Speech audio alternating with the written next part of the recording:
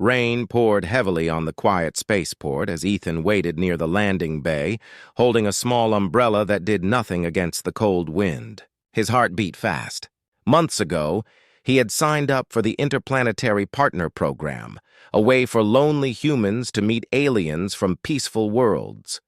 He never believed it would work, but today the message said his bride was arriving. The shuttle landed with a loud hiss. Steam rolled across the wet ground as the ramp lowered slowly. From the mist, a tall alien woman stepped out, dressed in a torn silver robe. Her skin glowed faintly like moonlight and strange blue lines ran across her arms. But what made Ethan freeze were the dark bruises covering her body. She looked scared, hurt, and far too beautiful for this world. She didn't speak. Her violet eyes met his for a brief second before she whispered something he couldn't understand and fell to her knees. Ethan rushed forward, catching her before she hit the ground. Her skin was cold to the touch, and beneath her robe, faint metallic lights blinked. They weren't jewelry. They were implants, some damaged, others still active. Ethan's home AI drone hovered nearby and scanned her quickly. Its robotic voice broke the silence. "Warning! Unidentified energy core detected. Military grade, suggest containment." Ethan stared at the machine, confused. "She's not dangerous," he said, though he wasn't sure why he believed it. He lifted the alien woman gently and carried her to his hover car. She was lighter than he expected, like her bones were hollow. On the ride home, thunder echoed across the dark sky. Liara, that was her name according to the document, breathed weakly, murmuring in her own language. Ethan tried to calm her. "You're safe now. No one will hurt you." But when she opened her eyes again, her voice trembled. "They will come," she whispered. "They always come." Ethan didn't know what she meant, but something in her tone chilled him. As he entered his small cabin on the outskirts of the city, he set her on the couch and covered her with a blanket. The AI lights flickered strangely. "Ethan," the AI said suddenly, "long-range sensors detect unidentified ships entering low orbit." He turned to the window. The night sky glowed with faint streaks of red light, burning trails cutting through the clouds. Ethan's heart sank. His mail-order bride wasn't running from a bad marriage. She was running from a war, and now it was coming straight for Earth. Ethan barely slept that night. Every few minutes, the rumble of distant thunder reminded him of what Liara had said, "They will come." He sat near the couch where she rested, watching the faint glow of her veins fade in and out. Her breathing had steadied, but her expression still looked haunted, as if she was trapped between fear and pain.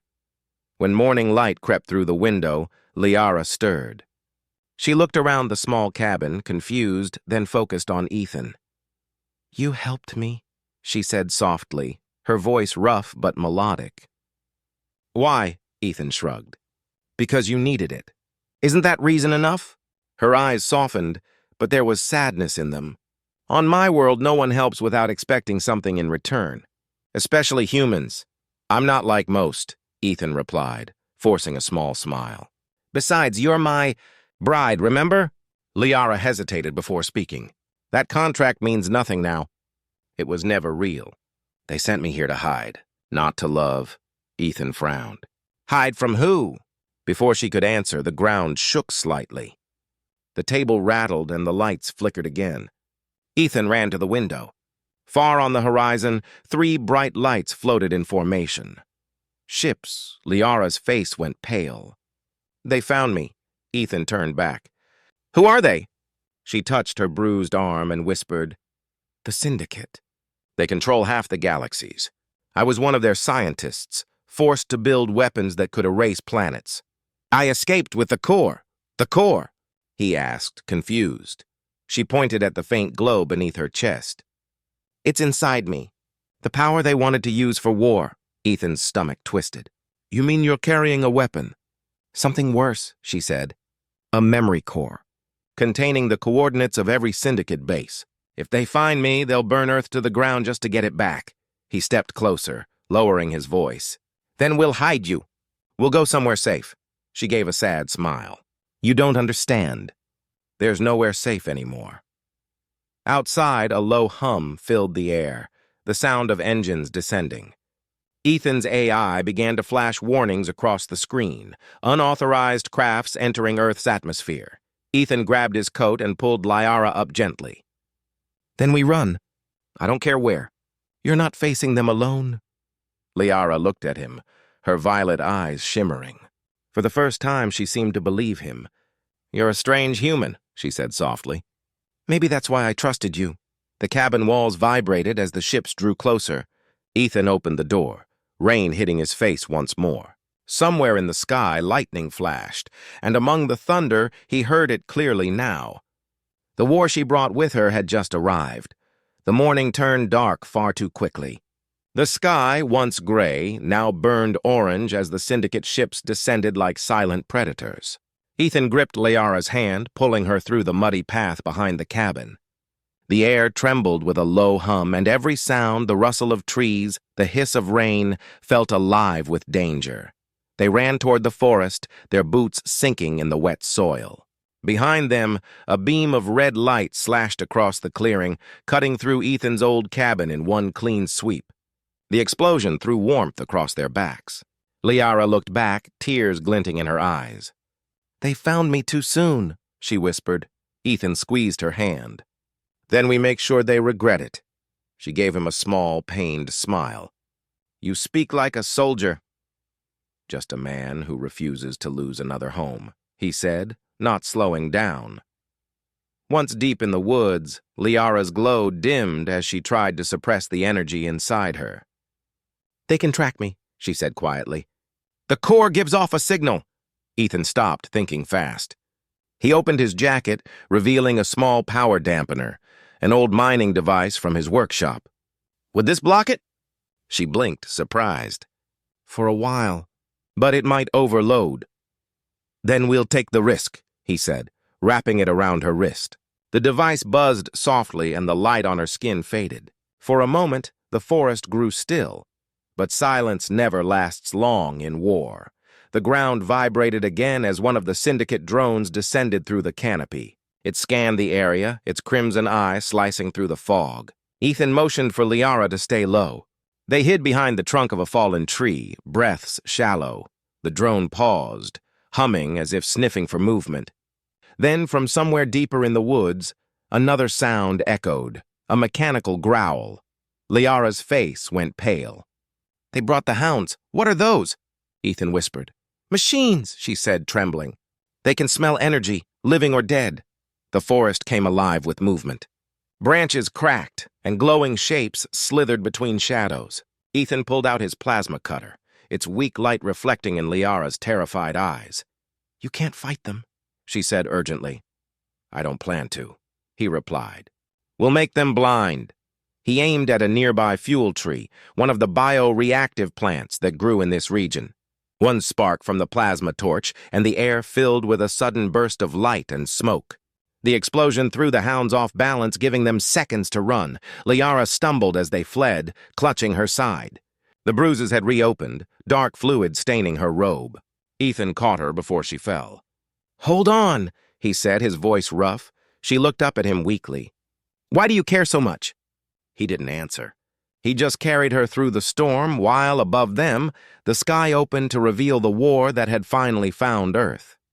The rain had turned to ash by the time they reached the old mining tunnels hidden beneath the cliffs. Ethan guided Liara through the narrow entrance, using the faint light from his wristband to find their way.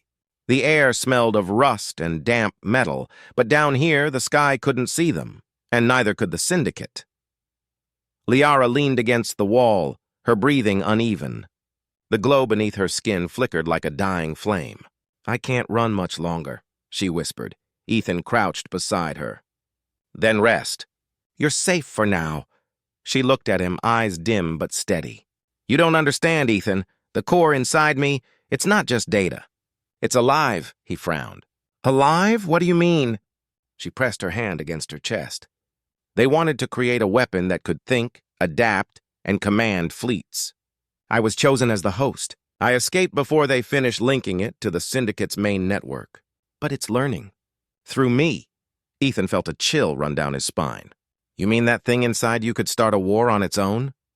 Liara nodded slowly. If it bonds completely, it can override any ship, any defense. I thought I could control it, but it's growing stronger. Suddenly, a metallic voice echoed through the tunnel. Unauthorized energy detected. Ethan froze.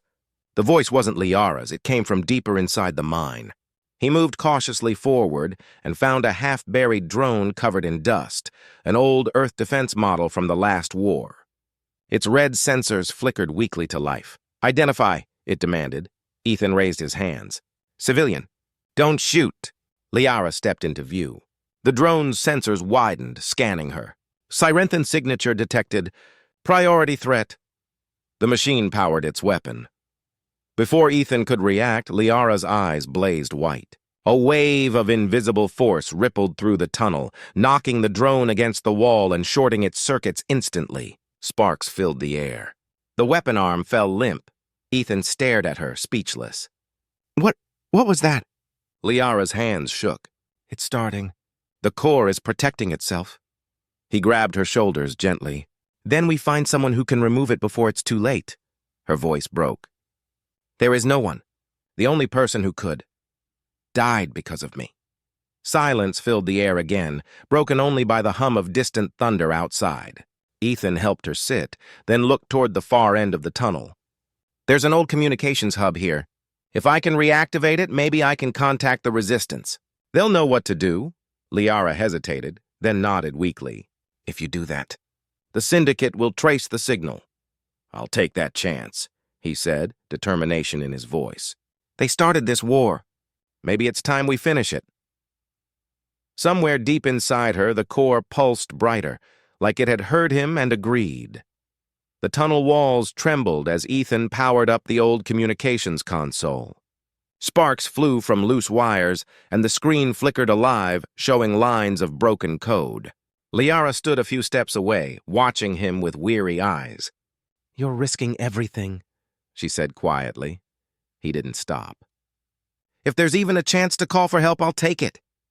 His hands moved fast, overriding the old encryption locks.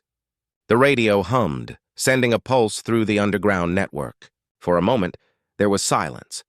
Then a faint voice answered. "This is Resistance Outpost 7. Identify yourself." Ethan leaned closer. "This is Ethan Cole, human civilian. I'm with a Sirenthan defector. She's carrying something the Syndicate wants, badly." The voice hesitated. "Transmission unstable." "Say again." But before Ethan could repeat, Liara gasped, clutching her chest. Her veins lit up with a blinding silver glow. "Ethan, the signal, it's waking it up." He ran to her side. "What's waking up?" "The core," she cried out, falling to her knees. The glow spread across her skin, forming patterns like circuits. Her voice changed, layered with a metallic echo. "Protocol sequence. Activated." The console erupted in static. Ethan turned back to see the comms feed replaced by a live feed of space, Syndicate fleets moving in formation. A robotic voice spoke through the channel. "Primary host located. Preparing retrieval." Ethan smashed the console, cutting the connection. The lights in the tunnel flickered violently. Liara trembled, breathing hard. "It's too late. They know exactly where we are." Ethan gritted his teeth. "Then we move before they land." But as he pulled her up, her expression changed. Something darker flickered in her eyes. "Ethan," she said softly, "the core, it's speaking to me." He froze. "What do you mean, speaking?" She stared at him, her voice hollow. "It's showing me everything, every weapon, every ship, every secret the Syndicate ever built. It wants me to fight back." "Then use it," Ethan said, desperation in his tone. "Turn it against them." Liara shook her head. "If I do, it will destroy me. I can't control something made for war." He grabbed her hand. "You're not alone in this." The moment his skin touched hers, a surge of energy exploded between them. The entire tunnel shuddered, dust falling from above. Ethan saw flashes, images in his mind, battles, alien worlds burning, and Liara standing amidst it all, radiant like a goddess of light and destruction. When the vision faded, they were both on the ground. Liara opened her eyes slowly. "It shared its memories with you, too," she whispered. Ethan nodded weakly. "Now I know what we're up against." Above them, a deep roar echoed through the earth. The Syndicate had arrived. The first explosion hit the tunnel like a hammer. Dust rained from above as the ground split open, throwing Ethan and Liara backward. The air filled with static and smoke. Somewhere above, Syndicate dropships were landing. Their soldiers, half machine, half living armor, were breaking through the walls like beasts tearing through flesh. Ethan coughed, trying to pull Liara to her feet. "We need to move now!" She stood shakily, the silver glow under her skin growing brighter. "They're close. I can feel their signals. They're linked to me." Ethan grabbed his plasma cutter and pointed toward a smaller tunnel. "There's an exit that way." "Go!" But Liara didn't move. Her expression hardened, her voice colder. "If we keep running, they'll just keep coming. I have to stop them here." He shook his head. "You'll die!" Her violet eyes met his. "I was never meant to live long, Ethan. They built me to end wars, one way or another." Before he could argue, the first Syndicate soldier broke through the rubble. Its armor shimmered like black glass, and its face was hidden beneath a red visor. It raised a weapon that hummed with deadly energy. Ethan fired his cutter, hitting the ceiling pipes above. Steam burst out, filling the tunnel with blinding heat. The soldier stumbled, but more shapes appeared behind it. Liara stepped forward, her arms trembling as she raised her hands. The glow beneath her skin turned blinding white. The walls shook as a pulse of energy erupted from her body. The Syndicate soldiers froze mid-step, their armor flickering, their weapons melting in their hands. Ethan shielded his face as light filled the chamber. When it faded, the soldiers lay still, their armor cracked and smoking. Liara collapsed to her knees, her body shaking violently. Ethan rushed to her side. "You did it. You stopped them." Her voice was barely a whisper. "No, that was only the vanguard. The main fleet is descending." He looked toward the tunnel exit, where faint light filtered in from outside. "Then we make them fight for every inch of this planet," he said, determination cutting through the fear. Liara looked at him weakly, but smiled. "You're a foolish man, Ethan Cole." He grinned. "Yeah, but I'm your foolish man." Above them, the sky thundered again, this time not with rain, but with fire. The final battle had begun. The world above was burning. Ethan and Liara emerged from the tunnels into a wasteland of fire and ash. The Syndicate fleet hovered low in the blood-red sky, their ships blotting out the sun. The air trembled with the hum of engines and distant screams of dying machines. Ethan shielded his eyes. "There's no time left.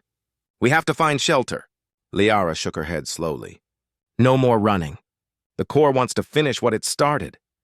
Her voice carried a strange calm, as if something inside her had accepted its fate. He turned to her, desperate. "You're talking like you won't survive this," she smiled faintly. "Maybe I won't. But if I can destroy their command ship, the rest will fall. The Corps can reach them all. Through me." Ethan grabbed her shoulders. "Then I'm going with you." "You can't," she said softly. "If the Corps releases its full energy, nothing human will survive near me." He looked at her, torn between love and fear. "You think I care about surviving without you?" Before she could answer, a beam of light struck the ground near them, throwing both to the dirt.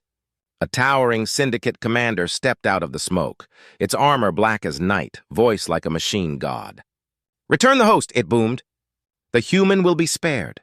Liara rose slowly, her hair glowing like silver flame. "You lie," she said, her voice echoing with power not her own. "You never spare anyone." The commander raised its arm to fire, but Ethan moved first, throwing his plasma charge at its chest. The explosion rocked the air, and smoke swallowed the battlefield. Through the haze, Liara's glow turned into a radiant storm. Ethan staggered back as energy poured from her body like lightning. She looked at him one last time, eyes full of warmth and sorrow. "Thank you for showing me what freedom felt like." Then the world went white. A blinding pulse shot into the sky, tearing through the Syndicate fleet like paper.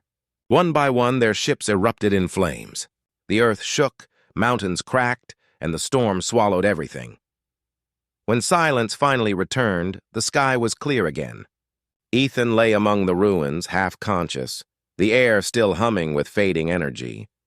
He looked up at the stars, whispering her name. There was no answer, only the faint shimmer of silver dust falling from the heavens. she was gone. But the war she ended had saved them all, and somewhere deep in the cosmos, a single spark of light drifted onward. Her memory, watching over the human who had once called her his bride.